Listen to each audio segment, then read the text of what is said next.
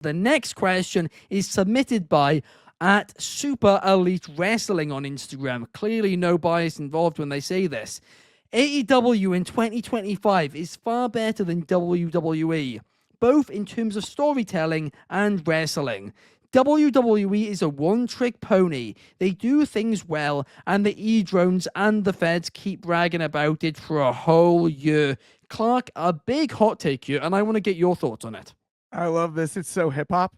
I love it. It's like it's so hip hop. It's perfect. I think about how AEW was the cool kids on the block when they first arrived, and there was a little bit of a fear of like, are they going to directly compete? Do they have the resources to directly compete? Look, they're doing the Wednesday nights thing, and oh my goodness, NXT moved to Tuesday. Now where we are, WWE dominated in 24 and 23. And they did. And that was the narrative online. The IWC loves to have a nice little narrative about who's winning and the difference. This is a marathon and not a sprint. And there are going to be ebbs and flows. This is hip hop. This is punk rock. I am inclined to agree. I'm inclined to agree because WWE has disappointed people in a way they did not in the last few years this year. And that brings the alternative AEW back into the fold. I said it during 23 and 24 so many times. I felt like a broken record. Ben, you can attest to this. You would be like, just stop it. I said AEW just needs to weather the storm. They just need to keep the ship afloat. And that's what they've done. I don't think they've done anything that drastically improved the product. I don't think they've done anything that made it cooler or better than WWE this year. But they stayed the course. They're back in the conversation when it comes to WWE because of the disappointment in what WWE has produced over the calendar year that's been 2025. I think the future is bright for both companies, though. So I want to say that full disclosure, like I'm not here to bash the WWE in any way. It is the bigger corporation. It is the brand name. It's the Coca-Cola. It's the Nike. It's the Coke to the Pepsi. It's the Nike to the Adidas.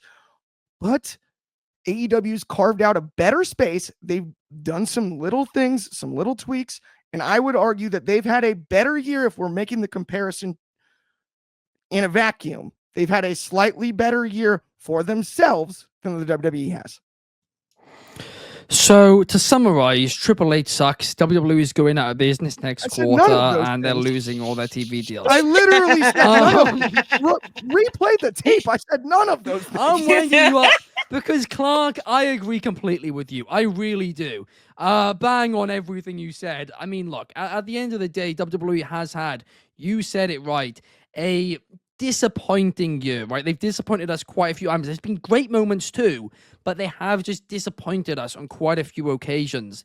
Meanwhile, AEW have kind of done the opposite this year, when maybe the expectation for them wasn't quite as high, and that's probably a big factor in that too. But everything they've done is like, oh, either that's delivered or it's over-delivered.